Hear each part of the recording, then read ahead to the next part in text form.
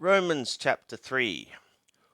What advantage then hath the Yehudi, or what is the profit of circumcision?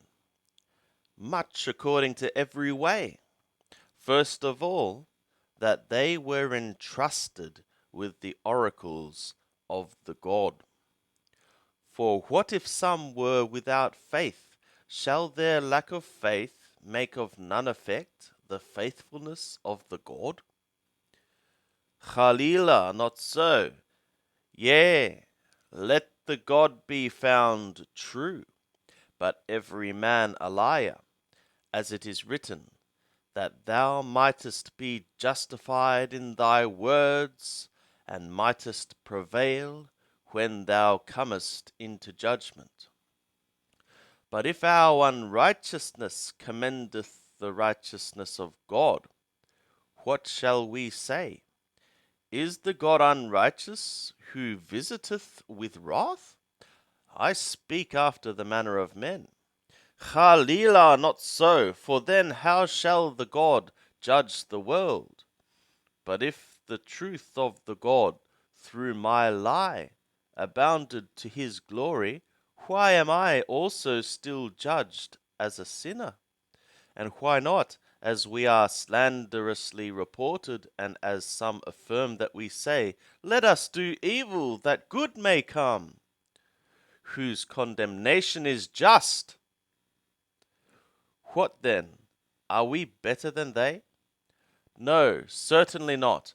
For we before laid to the charge both of Yehudim and Greeks, that they are all under sin, as it is written, there is none righteous, no, not one.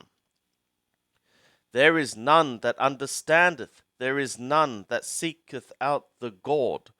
They have all turned aside, they are together become unprofitable. There is none that doeth good, no, not so much as one. Their throat is an open sepulchre. With their tongues they have used deceit. The poison of asps is under their lips, whose mouth is full of cursing and bitterness. Their feet are swift to shed blood. Destruction and misery are in their ways, and the way of peace have they not known. There is no fear of God before their eyes. Now we know that what things soever the law saith, it speaketh to them that are in the law, that every mouth may be stopped, and all the world may become under judgment to the God. Because by the works of the law shall no flesh be justified in his sight, for through the law cometh the knowledge of sin. But now apart from the law, a righteousness of God hath been manifested, being witnessed by the law and the prophets, even the righteousness of God through faith in Yeshua anointed, to all them that believe. For there is no distinction, for all sinned and are lacking of the glory of the God, being justified freely by his grace through the redemption that is in anointed Yeshua, whom the God set forth to be an atonement sacrifice through faith in his blood, to show his righteousness because of the passing over of the sins done aforetime in the forbearance of the God, for the showing, I say, of his righteousness at this present season, that he might himself be just, and the justifier of him that hath faith in Yeshua. Where then is the glorying? It is excluded. By what manner of law? Of works?